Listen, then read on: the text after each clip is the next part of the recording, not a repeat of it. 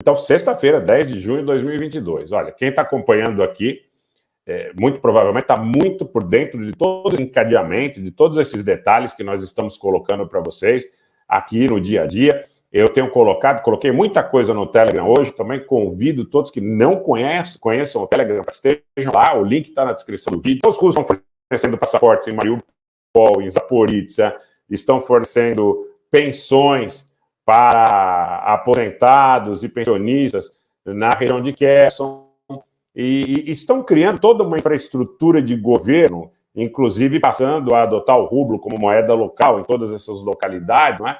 A questão da assistência médica, da assistência previdenciária, a questão da polícia, a questão, enfim, de uma série de situações que denotam que estão sendo constituídos novos princípios basilares para a organização estatal da Rússia nessas regiões, que consolida o domínio militar.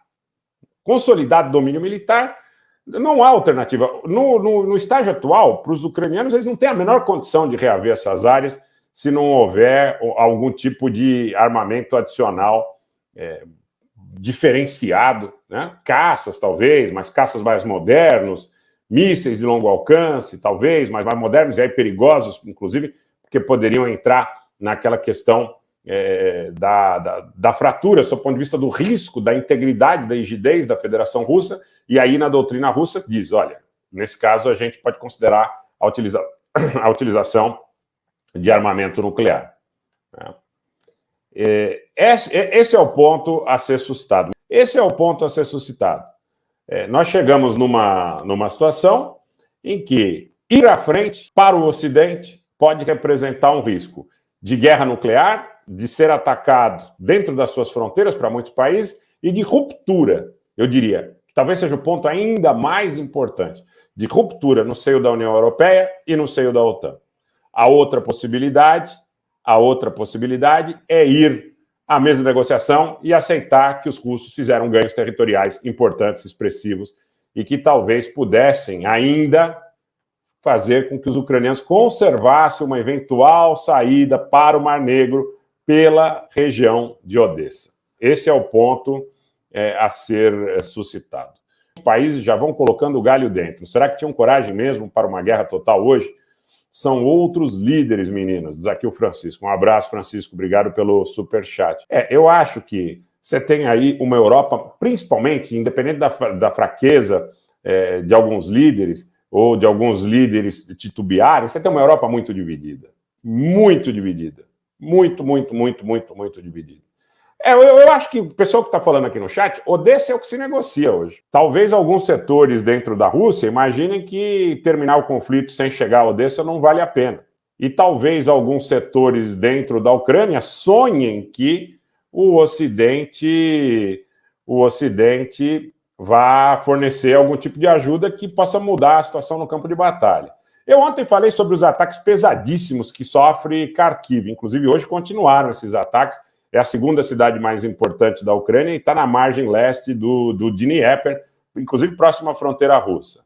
Mas uma ação, inclusive de tanques, uma ação de infantaria, uma ação terrestre contra essa cidade, seria a maior batalha urbana de toda a guerra, sem sombra de dúvida. É uma cidade grande, é diferente de Mariupol, é diferente de qualquer cidade da região de Luhansk e Donetsk, é diferente de Kherson, é diferente de tudo em relação ao que até aqui nós vimos de combates a nível de combates corpo a corpo, ou combates dentro das cidades, no caso, aí seriam efetivamente combates urbanos. A grande questão é que, muito provavelmente, talvez em função até das vantagens que tem adquirido no campo de batalha, do lance ousado que tenha dado, os russos não aceitem terminar esse conflito sem consolidar uma chegada e o domínio sobre Odessa, e isso que os levaria, naturalmente, até a Transnistria, que é uma região contestada dentro da Moldávia, que, na realidade, é administrada por uma população étnica russa. Eu acho que é isso que se joga hoje, gente. Eu acho que hoje o que está sendo disputado, efetivamente, até pelas próprias manifestações dos países que estão envolvidos nesse contexto, eu vi muito essa semana a partir do momento em que os poloneses disseram, olha, vamos para a 7ª rodada, vamos sancionar o gás da Rússia, eu vi muita manifestação de descontentamento na Alemanha, eu acompanho de perto a mídia da Alemanha, e muita gente da mídia da Alemanha disse, basta, pô, vocês vão acabar destruindo a nossa indústria. A alternativa para comprar gás dos Estados Unidos e dos seus parceiros é muito cara. É muito cara. Né?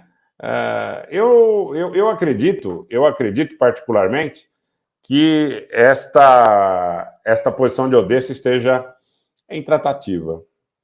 Eu acho que essa posição de Odessa esteja em tratativa. Eu sei que tem muita gente na Duma e deputados na Duma, no parlamento russo, que tem falado, inclusive, sobre a possibilidade dos russos chegarem a Lviv. Não só tomarem Odessa, como chegarem a Lviv e eventualmente, encerrarem esse episódio, essa página da existência de um Estado ucraniano independente. Não sei se é uma relação de custo-benefício no tempo que seria melhor para a Rússia do que estabelecer algum tipo de compromisso nesse momento. E acredito que a grande dúvida que exista nesse momento seja em relação a Odessa.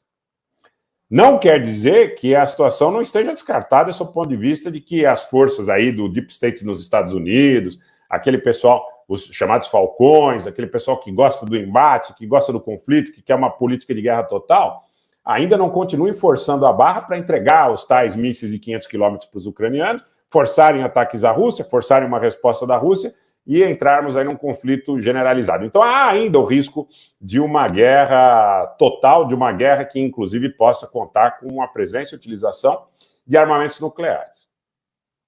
De toda sorte, é uma opção que tem que ser feita agora. Essa opção que tem que ser feita agora, eu diria para vocês que é uma opção que dirá respeito ao futuro da humanidade. Aceitarão os Estados Unidos, a Grã-Bretanha e seus parceiros, que os russos ganharam este conflito, sob o ponto de vista, inclusive, dos ganhos territoriais obtidos nas regiões contestadas, e um pouco mais do que isso, talvez, ou apostarão no tudo ou nada. Eu acho que se trata disso aí, viu, pessoal?